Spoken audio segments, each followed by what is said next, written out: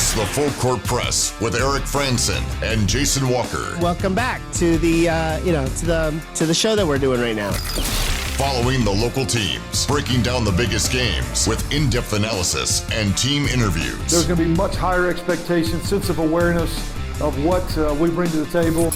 Join the show by calling into 435-752-1069 or text 435-339-0321. It's the Full Court Press. Rose, answer. Yes! Caught! Touchdown! They did it!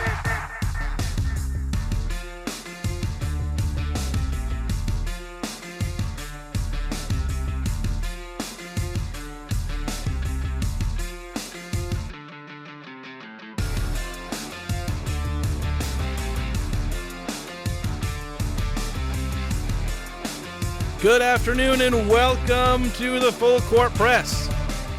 My headphones are so loud right now, but we welcome back to the show our favorite guest host, Ajay Salvesen. Hello. I had to say your name correctly once.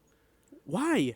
Because it's a I tradition forgot. unlike any other. Because I forgot to come up with a weird name. How dare you? I know. Well, I guess you didn't know I was coming until about 3:25 That's true. this afternoon. The original plan was for as of last week was for today to be a shortened show because we were planning on carrying the NIT, I think, semifinal or championship. I forget where they're at. Yeah. But that was going to start at 4:30-ish, and so we were going to have, a super short show. That's what I told Ajay, then that's what I thought. And then I think I was talking with Will. I was like, hey, we're doing a shortened show. I thought, okay, let me go ask him, when are we cutting off exactly? Get the exact details. And I was like, no, we're doing a full show. It's okay.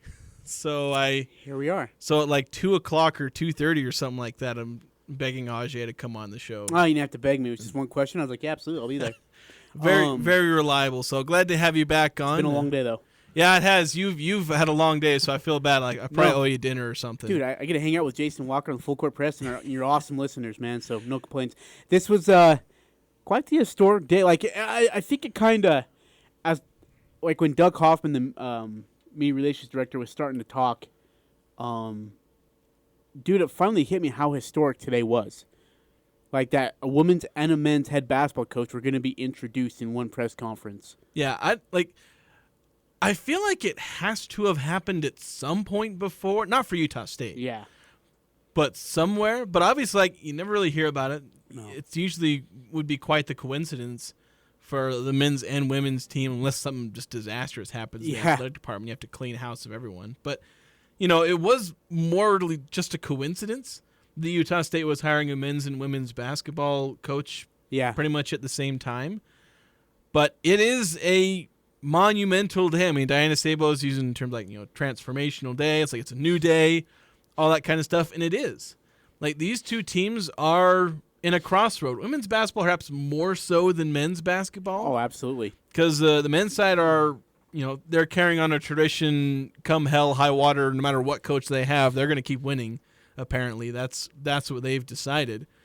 For the women's program, a program that's never really seen success.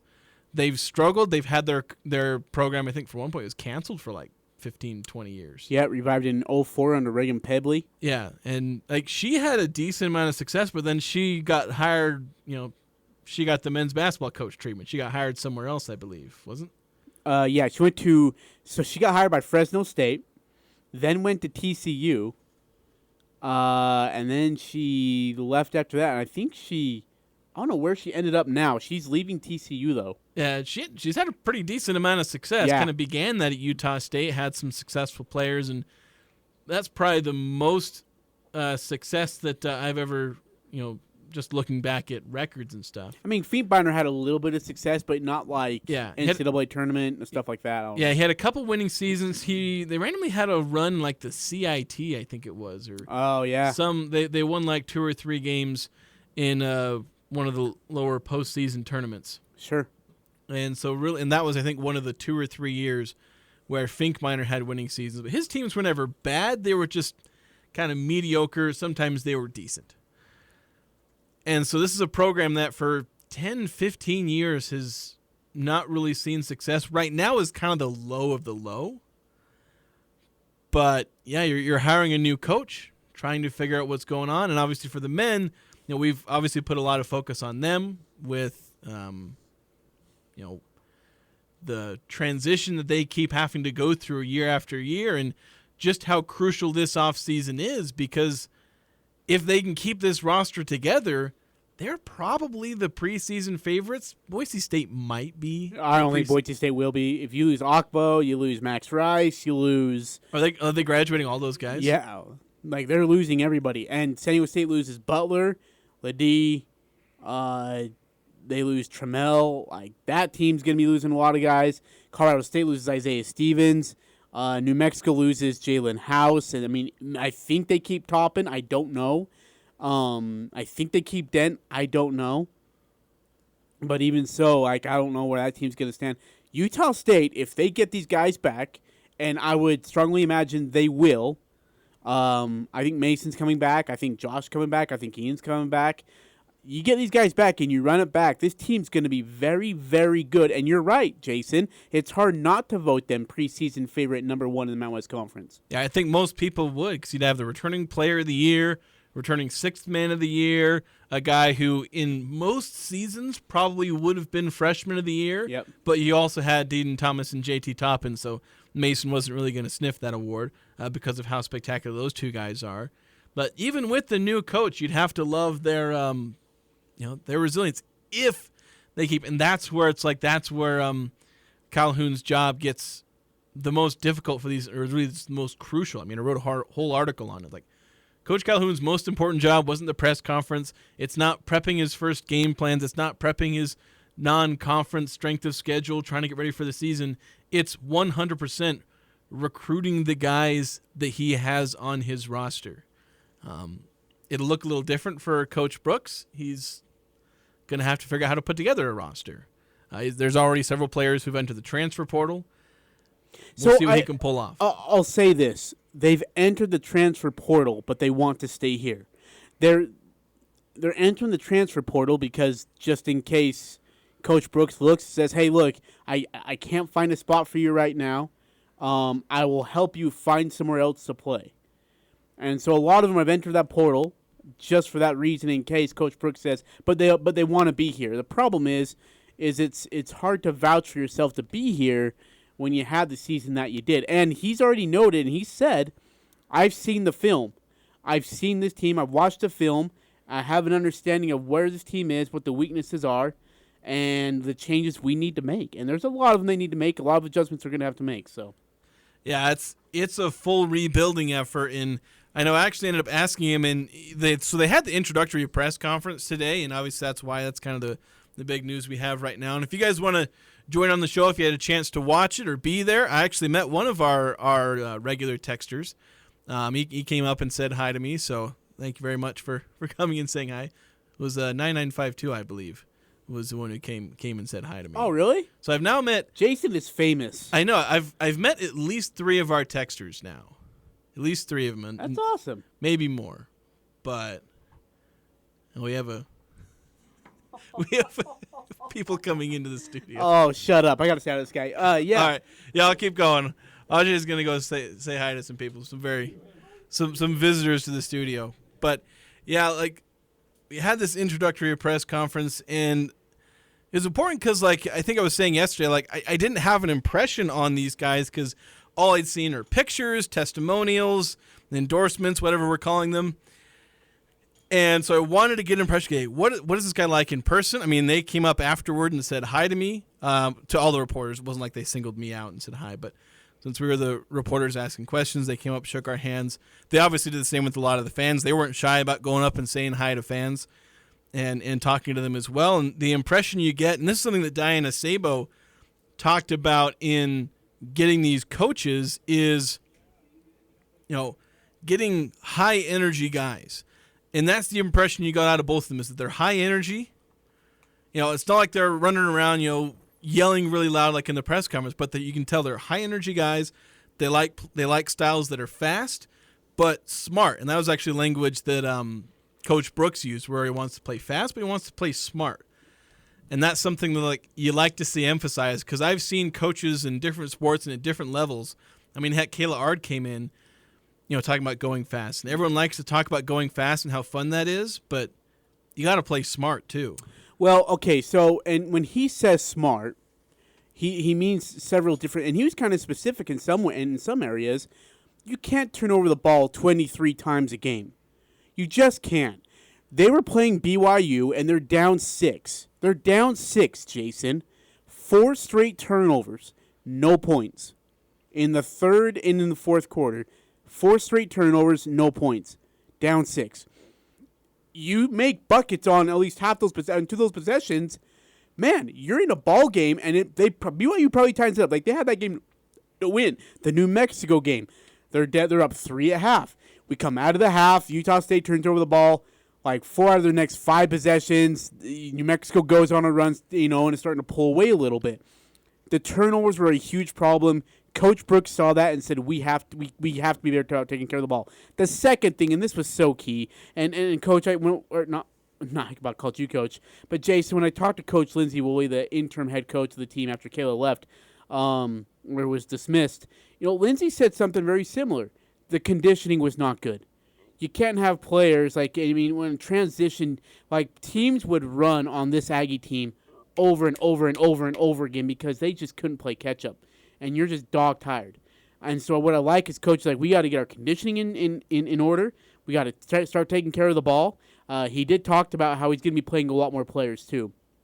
At the start of the game, it'd be a lot of players, and then as they get in later in the game, condense that down, that rotation, so you're into your best situation with your best players. Yeah, and I think, with that, I think just a coaching change in general, maybe no matter who it is, coming in and just, it's like turning over a new leaf, and there's that feeling of, new beginnings. And that's something that can revitalize players where, if Kayla Ard had walked back in there and tried to, said the exact same things and done the exact same things that maybe Coach Brooks is going to do, I don't think it would have that same effect, even if, she suddenly became the best coach in the world. Yep. And so I think you get this change, you get this new coach coming in, he's obviously going to run them hard, get the conditioning. It's kind of like what Danny Sprinkle came in, I think over the summer. He talks about, literally trying to break players. Dude, so... Well, never mind. Yeah. We don't need to go into details about. Well, no, Mason said it. Mason, it almost felt like he was telling players, "I'm gonna make you want to quit. I'm gonna make you want to quit." And Mason said it was miserable. It was absolutely miserable in the offseason with him because Sprinkle just ran their guts out, D'd them up constantly. Yeah, and I think there's debate on the exact effectiveness as far as always being mean, but I think if you do it right, you can, in a sense, be mean, but have it be to a player's benefit, while also making sure those players don't hate you. And I don't know if Sprinkle did that or not. I can't vouch for that, but you sometimes just gotta break players because you need to teach them. And I think guys like Mason, guys like Isaac Johnson, I think those guys ultimately benefited from that because they're young guys who they need to learn. And they had to learn fast. You need to do these things on a college basketball court. Because those are guys who, when Mason was in high school, he's the fastest player on the court, he's one of the taller ones, and he's the most athletic. Okay, when you put him on a college basketball court, he's not the most athletic usually. No. He's usually not the quickest. He's not the tallest. Yeah, and he's definitely not the tallest. He's one of the shortest usually, sometimes the shortest. And so he's got to be able to change. Isaac Johnson, he went from being the tallest person always to usually still the tallest, but other guys are bigger than him, stronger, and he's got to learn. And so with women's basketball, it's a similar thing. A lot of these players, they were the best player wherever they were at, but they've got to learn. And they've got to learn to do the important things. They got to learn not to turn over the ball. You mentioned some of those specific examples. Just in general, the Aggies ranked 326th. In turnovers committed per game. It's not a pace-adjusted stat, but it was 18 turnovers a game. Danny Sprinkle would throw a hissy fit. Oh, dude, he would have lost his mind. If his players committed 15, he'd probably go ape crap on him. Yeah. And the Aggies were averaging, the women Aggies were averaging 18 a game. And could you imagine the amount, both, and what I love about both coaches here, Brooks and Calhoun, Run. 3-3-3. Yeah. Take it, first look, best look, shoot it. Yeah, these guys, different, man. these guys both want offense. They both want to have tons of offense, but there's also elements of like their defense and toughness you want to see. Calhoun didn't speak about it too much, but like Coach Brooks talked about pressing, like 94 feet, 40 minutes. like that old like Shaka Smart press Virginia type style. Can I ask you, is it possible to be a high-scoring team and be elite defensively, though? It depends. It's hard. I think New Mexico is actually an interesting case because they were fast-paced, but they were good on defense this year. Yeah. They had two, and the difference, like you actually look at 2 years ago with New Mexico. They were fast-paced, a lot of offense, terrible defense. They were horrible defensively a couple years back. Sure, yeah. And that was their big downfall. Well, this past year, they add J.T. Toppin and Nelly Joseph Jr. Joseph, I can't remember the order. Those two guys who are walked into the conference and were pretty much the two best shot blockers in the conference. And that just changed their defense, especially when you got a guy like Jalen House, who's kind of a gambler on defense, where he plays super tight, goes for steals. He can get burned by the right guard, but this last year, like, well, where's that guard going to go? Right into JT Toppin? Good luck. So that's where, and I don't know if New Mexico was elite defensively. It's hard to be elite at both offense and defense. It's pretty much just zero teams ever pull that off. But it's very much possible to be fast-paced and good on defense. And I think New Mexico is probably one of the better examples this last year, at least in the Mountain West. So that's kind of the key there. And sometimes if you play super fast, that kind of helps your defense because it's like, well, the other team's tired. And you're obviously conditioned to be able to play that stuff. Yeah. It's just going to be interesting to watch both men's and women's, like, you know, put on an offensive showcase, and then you got to turn around and play solid defense for, 30 solid seconds. And the conditioning is really going to have to come into effect there. But I also agree that to the fact of if you can get your conditioning in order and you can be well in shape, especially, and I mean this respectfully, but especially be well in shape in women's basketball where you can run and put up a high amount of points, a high amount of shots while being really good defensively, teams are going to wear out. Teams can't do that in women's basketball. And I mean that respectfully, but it's very true. In women's basketball, teams can't be elite offensively and even very good defensively. Yeah, and they tend to play slower-paced basketball, sure, too. Whereas most of college tends to be slower-paced. You don't get super high-paced offenses for the most part. But if you guys want to join in on the text line now, we have 9315. Oh, Leon Rose, what up? Well, actually, well, no, we're going to go ahead and read this text. We'll play some of the audio from the press conference in the next segment here, but I guess kind of to finish off, maybe we'll touch on this in the next segment, but 9315's text notes something that Jerrod Calhoun said, which apparently it's Jerrod. We were thinking it was Jerrod, but apparently it's Jerrod. Sorry, Jerrod. So my apologies for saying no. Don't you dare. We didn't get a name pronunciation on this. Well, I should have asked. That's my job. That's the problem. You should have called him Jerrod. Hey, Jerrod. Jerrod. Question for you. First question. Thought the mic was the problem. No one would have heard you. The mic wasn't on anyways. The mic worked like the first time when I used it. And then what did you do to it, by the way? I didn't do anything. I held it. You didn't push anything? No, and then I handed it off. And then it didn't work for Sean Harrison. I get it back. It starts working again for me but then after that it didn't work for me either. So it's not like I had the Midas touch or anything. Someone womp womp womp. Yeah, someone's about to get fired. Not a great day for the tech department. But anyway, 9315's text. Thought. Hold on a second. Thought on the we can make a national championship at Utah State with these players stay. Never thought I would hear a USU coach say that. Has it happened before? No, we've not made a national championship. Well, no, like somebody, I think, saying that. Well, it's never happened, but I think the closest the Aggies got was technically the Elite Eight. But Sprinkle didn't even think we were going to finish in the conference, place in the conference. He probably thought we were going to finish 12th. Well, to be fair, everyone thought that. It would be impressive if they finished 12th, though. There's only 11 teams. We're going to finish 13th in the conference every year. There's only 11 teams in the conference. But soon to be 13, maybe. We'll that's a topic for another day. But Yeah, that was one of the things that, and you'll hear this, we'll play the audio clip from Jerrod Calhoun where he made a pretty bold declaration. He didn't say like, hey, we're going to repeat as Mountain West champions if we get all these guys back. He was like, no, we'll win a national championship. You know, he said that's possible. He didn't like say it that it's going to happen. I hope he knows who he said that to. Like, Aggie Nation has some very high expectations of Utah State men's basketball, and he was dead serious. Like, and I loved how he kind of called the players, said, hey, if you guys stay, we're running it back, and we're not just talking about NCAA tournament wins, we're talking about national championship. And all the crowd's like, yeah! And players are like, huh. It's like, you do realize we got waxed by Purdue. Anyway, we'll play that coming up next. We'll take a break, and we'll hear from Jerrod Calhoun as well as Wes Brooks coming up next here on the Full Court Press. S.E. Needham Jewelers is where Utah gets engaged. We offer a large selection of personalized service and extraordinary benefits with our integrity price guarantee. At match quality, you'll find our prices to be as low or lower than any store in the state. We consistently beat any 50 to 70% off sales, internet pricing, or so-called wholesale deals.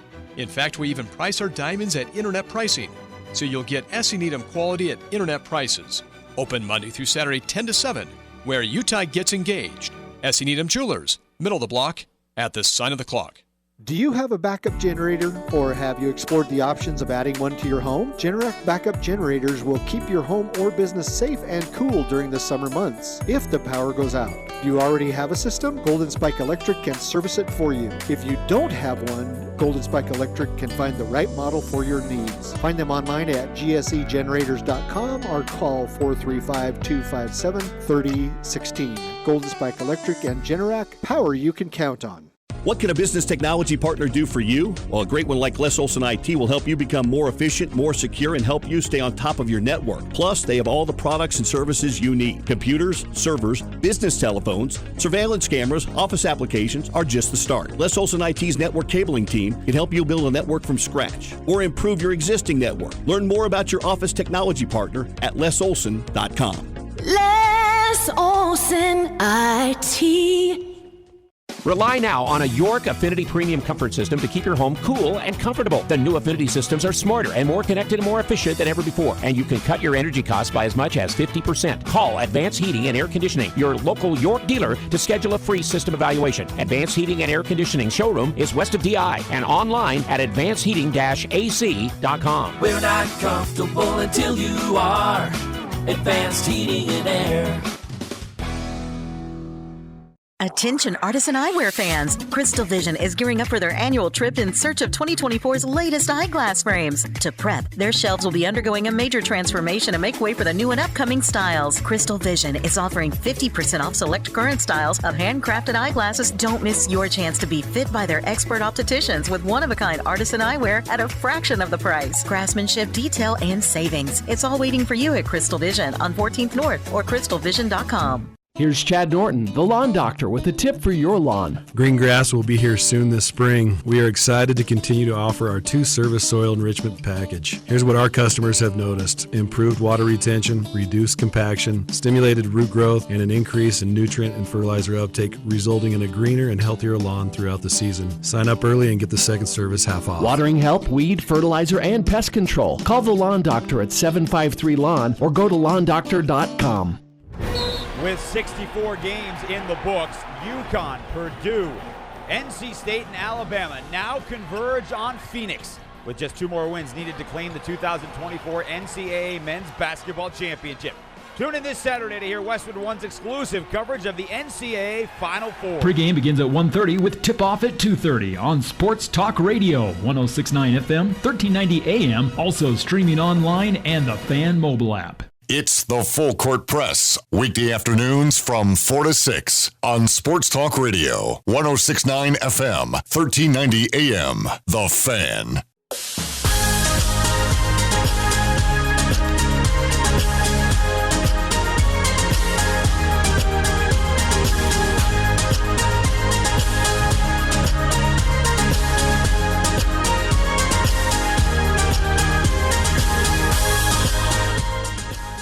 Welcome back to the Full Court Press. Jason Walker here with Ajay Salvesen. Egbert Sanderson, AJ Silverman. What was the one yesterday? I think it was AJ Silverman. Was it AJ? That's the one I did. My favorite one is Egbert Sanderson. I haven't been able to match. You came up with Sanjay Alverton, and so yeah, that was you. Because I remember we were on a road trip, and I think it was in UC Riverside, but I was getting an order, and they're like, "Hey, what's your name?" And I'm like, Sanjay Alverton, and I was just thinking of you the whole time. I was so great. And Jane Johnson, our SID, looked at me like, "What the heck?" But yeah. Anyways, hey man, historic day.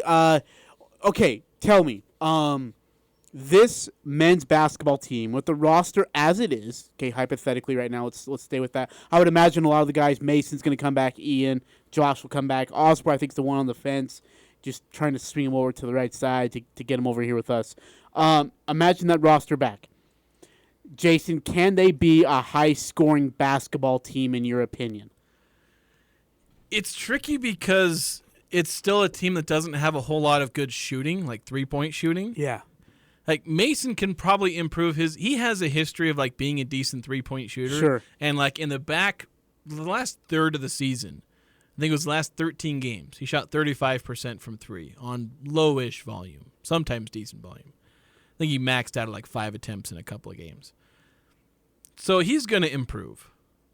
But, like, who else is going to make that jump to being a good three-point shooter? And so that's the trick, is that, like, maybe you can still be a good high-scoring team. Mind you, they were a decently high-scoring team this last year. They averaged, like, 79, 80 points a game with not very good three-point shooting. We'll see if that works in Coach Calhoun's system. Yeah. He's had some teams that were pretty bad three-point shooters. I think this last year they were kind of mediocre.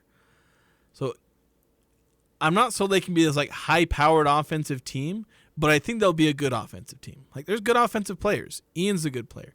Mason's a good offensive player. And I think there's a whole, there's a lot of room for him to make a big jump offensively. Okay. We're just going to have to see where some of these other guys fit in, especially when you lose Darius Brown. He's a big part of the offense, and that's not there anymore, and there's nobody you're going to replace him with. Unless you go find some, brilliant point guard in the portal, you're largely going to have to replace him with internal improvements via Mason Falslev and Javon Jackson and, Ian Martinez taking on maybe a bigger role. So I think they'd be a good offensive team. Probably not as good as last year, but decent enough. But want to give Coach Calhoun a chance to kind of speak for himself. This was him at the introductory press conference. We'll also hear from Wes Brooks a little bit later. We'll play his opening statement as well. There were some technical issues with audio during the question and answer period. I will play a couple of clips from Calhoun, but you'll be able to tell there's difference in audio quality. But here was Coach Calhoun earlier this morning at about 11:10 a.m., talking to the assembled fans and media at the joint introductory press conference. Really, really excited to be here. Cannot thank all of you guys enough for coming out. I think it speaks volumes to the impact that this community can have on one another. I want to thank our players. The most important people are the players. These guys have been, as Diana said, unbelievable. I mean, they just got done playing, making history. Just as we met earlier today, I cannot thank them enough. I'm excited to work with these guys. I think we're going to have a tremendous chemistry with one another, and we're ready to get started. I also want to thank Youngstown State. As Wes said, he was at Ohio State.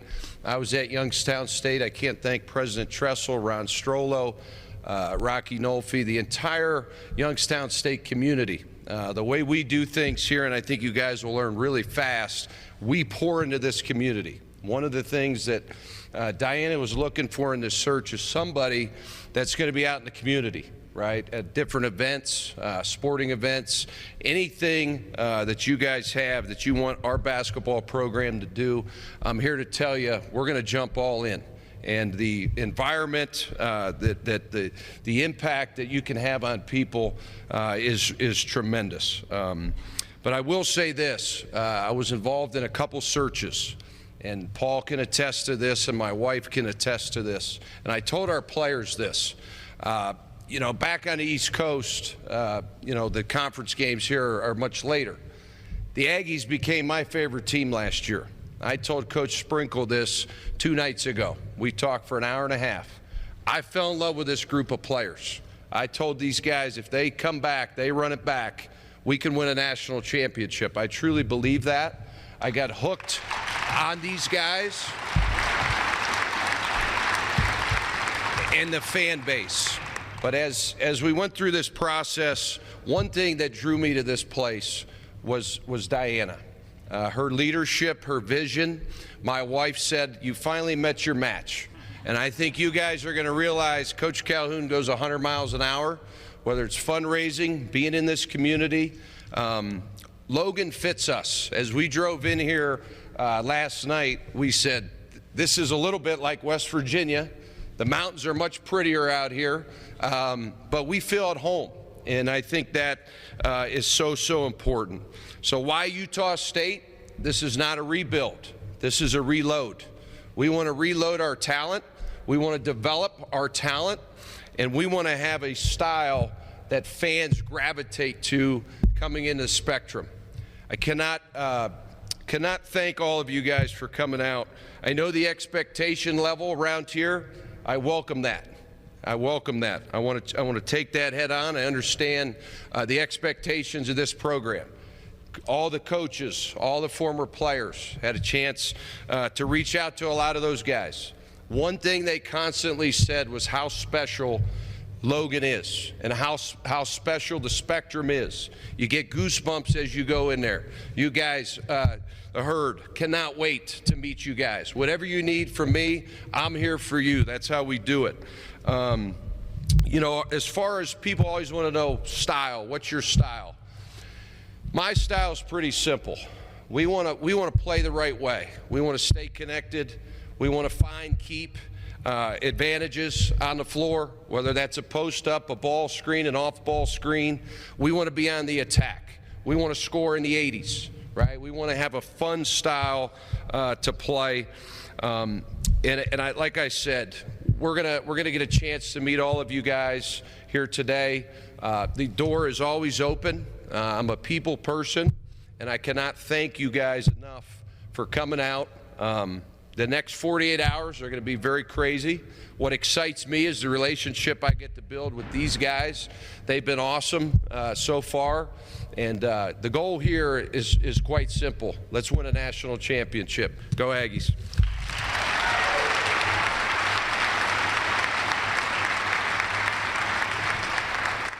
There you go, the thunderous applause for. Have you ever seen? You haven't seen The Office, right? I think I've seen clips. I've never. You ever seen the really speech from Dwight after he wins the sales? Probably not. No. And Jim's like, "Okay, what you gotta do is you gotta pound the pulpit. You gotta pound the pulpit to make your statement. Just keep pounding the pulpit." And Dwight just keeps pounding that thing. Coach Calhoun, in a speech way, is Dwight Schrute. Yeah, that's the thing. Like, and a lot of coaches do this, and you get a little annoyed, 'cause especially for me, like on the radio, because when I was like a newspaper reporter, where you didn't care what the recording sounded like when you were recording the post-game comments. Now I have to care what it sounds like because we're putting it on radio. Yeah. And the coaches who will be pounding the table, not even necessarily pounding it, but sometimes even just poking it. And when your recorder's sitting there on the table, or in this case the mics are sitting there on the desk, and you're going, it's like that picks up a little bit there, Coach. But I love it though. He's passionate, man. Yeah, I love his energy. I love his fire. I love everything about Coach Calhoun. Yeah, he wants to be the guy here. Yeah, and that's the energy coming through it. It makes tech guys like us frustrated. Radio engineers trying to figure out the sound audio, but for him, his concerns are a little above that. Well, where he's here trying to win games. Look, and that energy is what's going to help him. When it comes to being a tech guy, if the light is off, it isn't on. Is this like a haiku or something? If the light is off, then it isn't on. I mean, that's what it's like to be a tech You guy. quoting scripture? Yes. Ajay 5:6. So listen, what he wants to do with his offense is awesome. What he wants to do with great could be development. And when I say development, I'm not just talking about collegiately. Jason, I'm talking about professionally. You get great to be a outside shooter, and that makes him oh so much dangerous. You get him to be able to have the skill, and he's had a little bit of it, but have the skill to bring the ball up court as a big man. That develops him. That's what the NBA is kind of where it is now. Big men being able to develop an outside shot and develop handles with the basketball. I think Great can do that.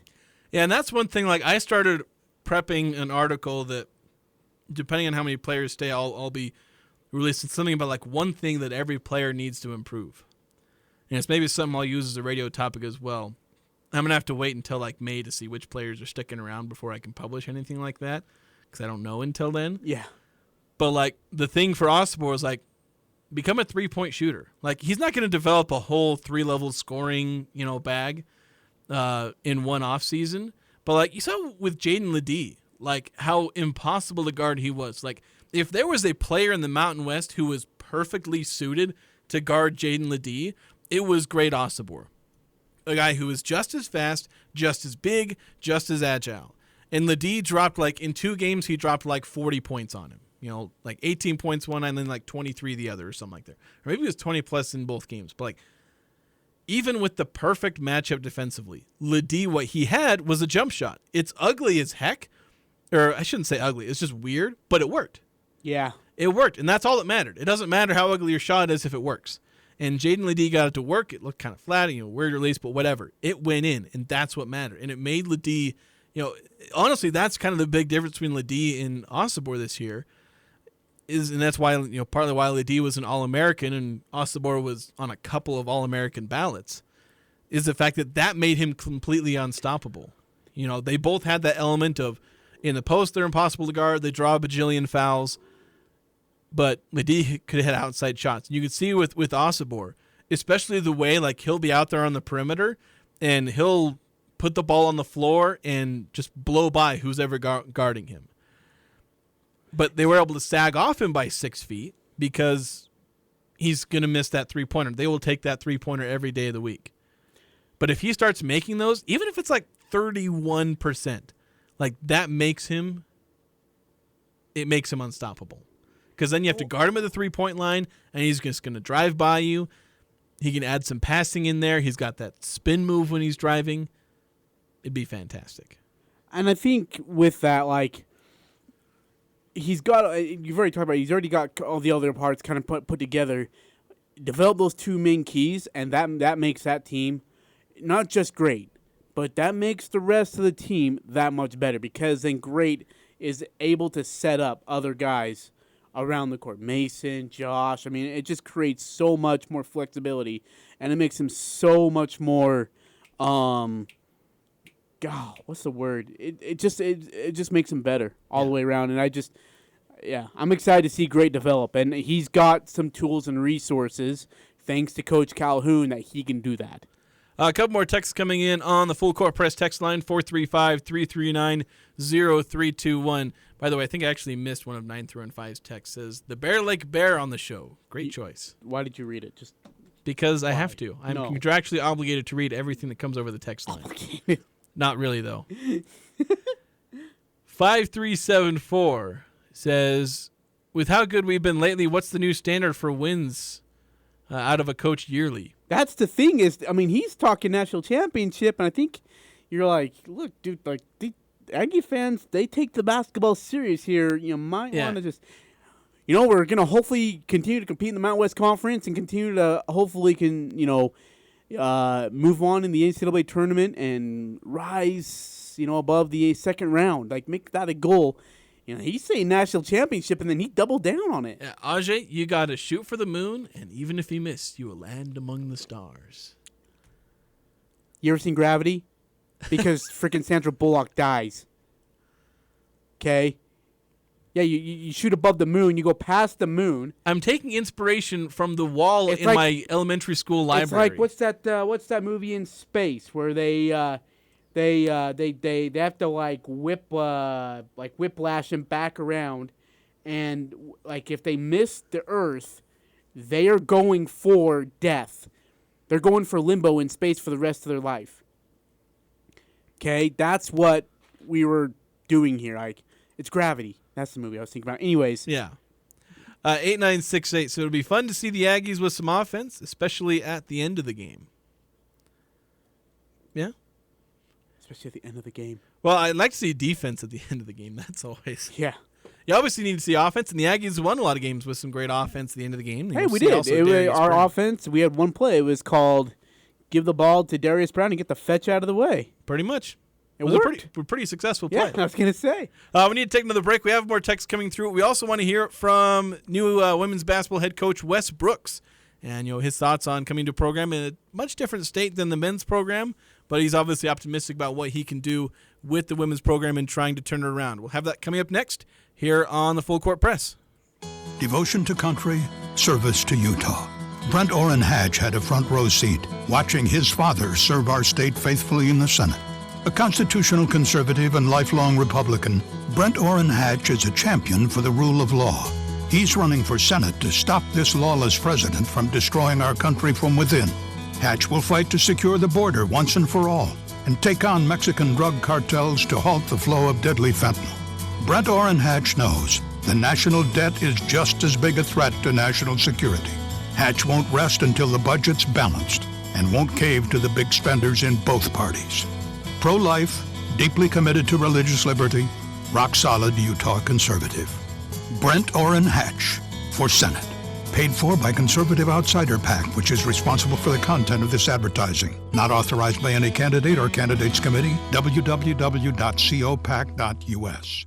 Bright green cars, that's the only thing you need to remember as you're driving down Main Street in Logan looking for Jerrod's Fine Jewelry. Hi, this is Jerrod. We have a lot of people comment on the bright green cars outside, and some even talk about the building, but the overwhelming responses come when they step inside. Jerrod's showroom was created to offer an intimate, romantic setting for couples to enjoy their ring buying experience. Everyone is treated like a friend with no price negotiation needed. Make your engagement special. Make it Jerrod's. Come see us at 930 North Main in Logan. Just look for the bright green cars.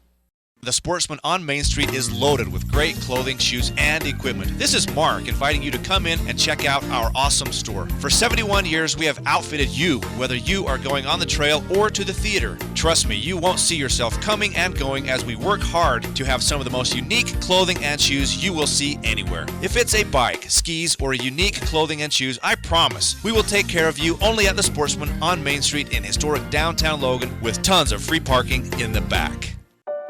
Are you seeking the best in healthcare services in Northern Utah? Look no further. Aegis Healthcare has been voted the best of Northern Utah. I am Jason Jones. We take pride in providing top quality home care and hospice services to the residents of Northern Utah. Experience the difference with Aegis. Our dedicated team is here to provide compassionate home care and hospice services tailored just for you. Call us today at 723-9000 or visit our website at myaegis.com. Aegis Home Health and Hospice, your trusted partner right here in your community. No matter what the condition, DD Auto and Salvage can get your vehicle off your property. Now is the time to make some extra cash by calling DD Auto and Salvage. Let them pay you for that old junk vehicle. DD Auto and Salvage makes it easy to get rid of your junker vehicle, paying you the most money possible. Pickup is available. Call 787-1204. That's 787-1204. And call today. See store for details. Breaking down the biggest games with in-depth analysis and team interviews. It's the Full Court Press with Eric Franson and Jason Walker.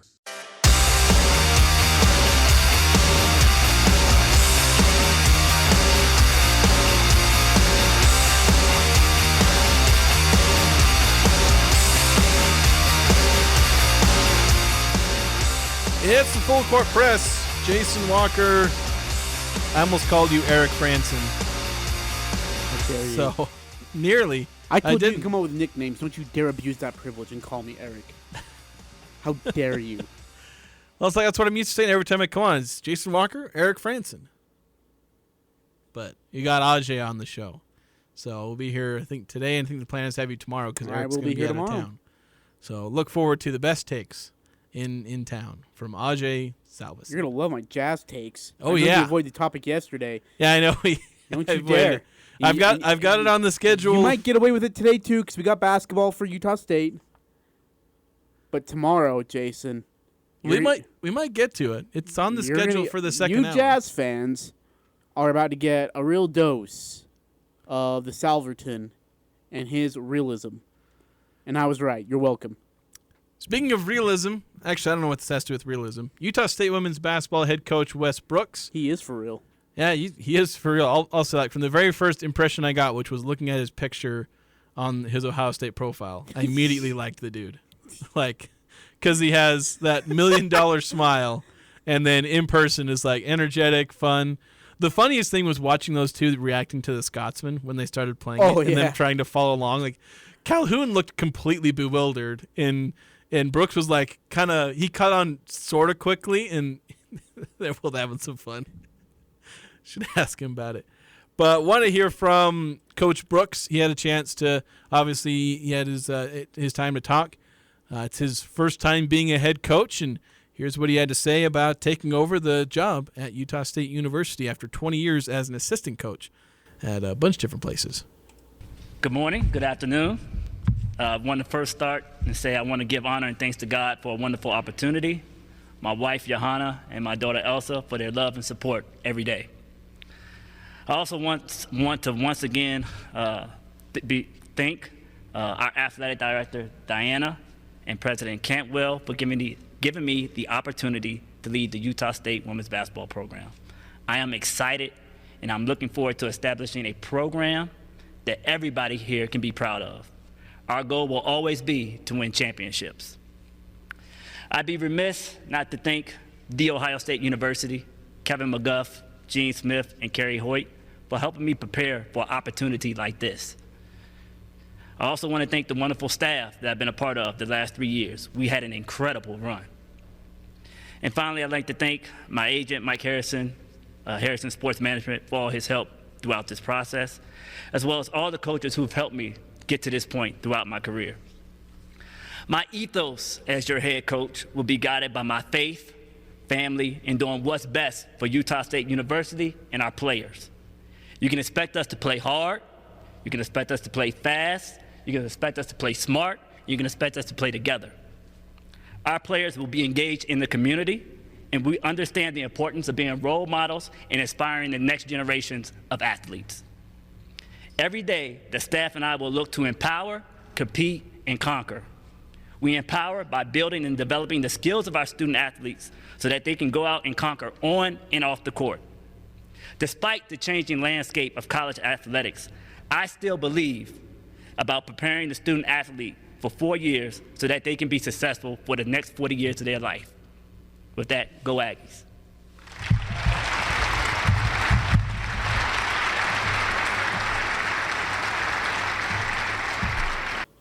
I keep trying to push the wrong button. You know, Jason, it's going to be really interesting because I think there was a thought process. At least from my thought, I thought there would be a process where you could take this year with this roster, try to coach them, try to lead them, and see if you can win a few games. And then next year, go full born, you know, just into a roster of the portal and whatnot and go get the guys you want. I don't think, and I got to be careful how I say this, but I don't think Diana's going to say, hey, look, why don't you just take the year and just see what you got and then go from there. I think Diana said, no, I hired you to win now.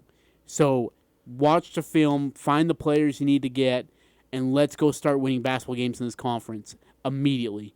I think that's the thing, and I don't think Diana would imagine a kind of 1 year turnaround from 5 wins or was it 4 wins or whatever to like 20. Yeah. But like it was kind of like what Kayla Arndt actually did her second year where she showed a little promise because she won like 11 games her second year. Yeah, that 21-22 team was a little bit better, yeah. It's like show that kind of improvement.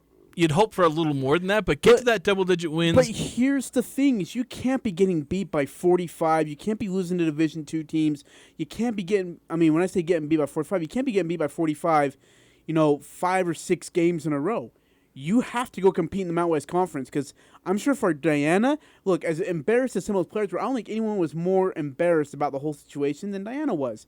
And that wasn't even her hire, and I'm sure Jerry was embarrassed by the whole, the season of last year. So these guys come in and they say, no, we have to be competitive immediately. And by the way, the conference, the schedule is the non-conference schedule is very favorable. It was favorable last year. Yes. No, and it's more so. I'm telling you now, it is more so favorable this season upcoming. And so you put the right roster around you, go win some games, build some confidence going to the Mountain West, because the Mountain West is not going to be as talented this year as it was last year. Desiree Young's gone.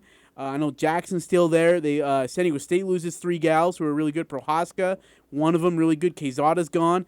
New Mexico, they lose a couple of gals. They'll be all right, though. Boise State loses a few gals. I mean, this team, Wyoming, who's still in the NIT, by the way, Wyoming loses a chunk of their roster. We get Marion McKenna to transfer over here? Oh, my gosh, I'd love it. Well, in Livingston, and that's another thing, by the way. And I love, Diana told me this on the radio interview when I was doing a women's basketball game in Las Vegas. Diana said we need to find a way for the Aggies. Sorry, I need to rephrase this. We need to find a way to keep Aggies as Aggies. So, for example, kids in Cache Valley who are D1 players need to be staying here. Not going to UVU, not going to Wyoming, not going to BYU, not going to Texas. We need to find a way to keep girls that are Cache Valley in Logan, to get the local support to say, hey, look, we want you to be here at Utah State. We want you to be Aggies here with us and build a legacy here. Gracie Johnson's one of them.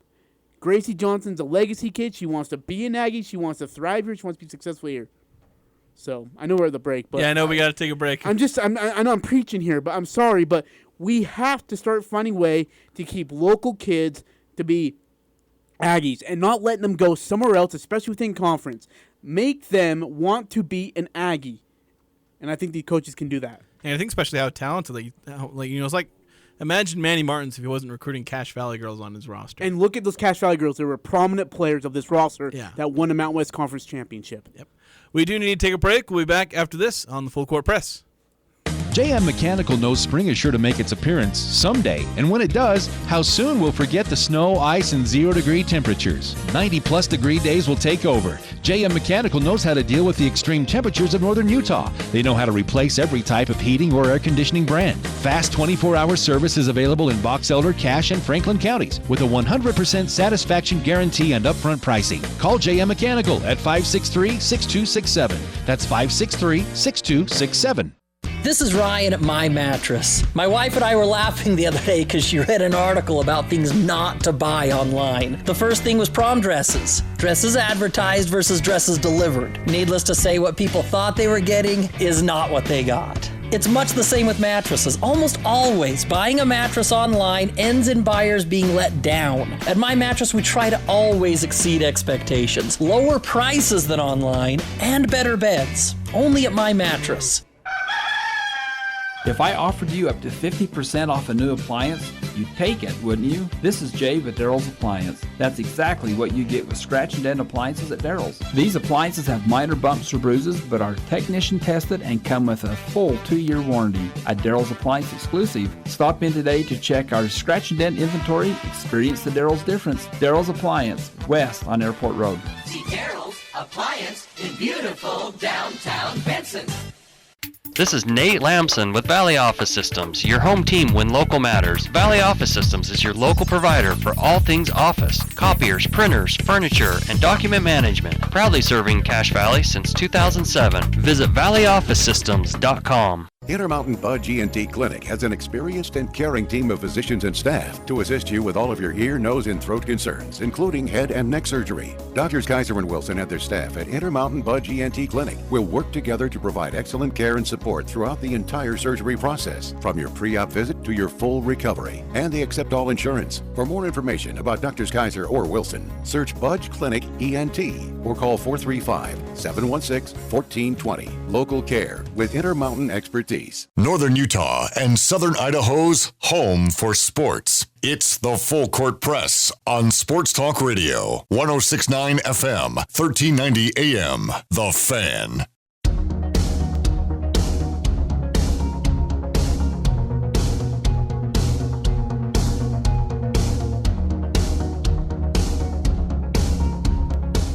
Final segment here in the first hour of the Full Court Press. 106.9 FM, 1390 AM, The Fan. Have some texts on the Full Court Press text line, 9315. A few texts coming in says, why not say national? It makes sense. Talking about Jerrod Calhoun with his bold national championship goals, if the players stick around.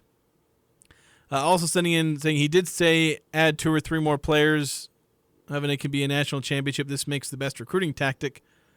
Come be the first team to win a national championship at USU. I believe you are championship worthy. Yeah, it was kind of a recruitment / retain player tactic to say, hey, look, and I think maybe you'd already talked to them, but like say, hey, we can come win a national championship. If you stay here, keep this roster together, that's who you're going to be. Yeah.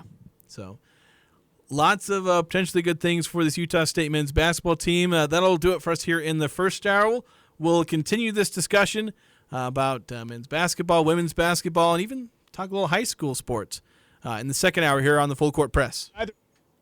I'm Dan Patrick, and this is Above the Noise. Women's college basketball has historically played second fiddle to the men's game, but in large part due to the greatness of Caitlin Clark and last year's LSU team, the women's game has reached a new stratosphere. And after a dream NCAA tournament last year, the sport looks set to continue to build off that momentum. Tonight, we're gifted with 2 matchups that everybody wanted. The 4 biggest names in the sport, back-to-back matchups. Clark and Iowa seek revenge, at least a little bit, from last year's championship loss to Angel Reese and LSU. UConn star Paige Beckers leading the Huskies into a battle against USC freshman Juju Watkins. To make things better for the NCAA, the star-studded slate of games will take place on a day when the men are off, eliminating any possible competition, allowing these stars the opportunity to have the stage to themselves. So sit back and enjoy the hoops tonight, because if we've learned anything from watching these 4 women this season, it's going to be a great night for college basketball.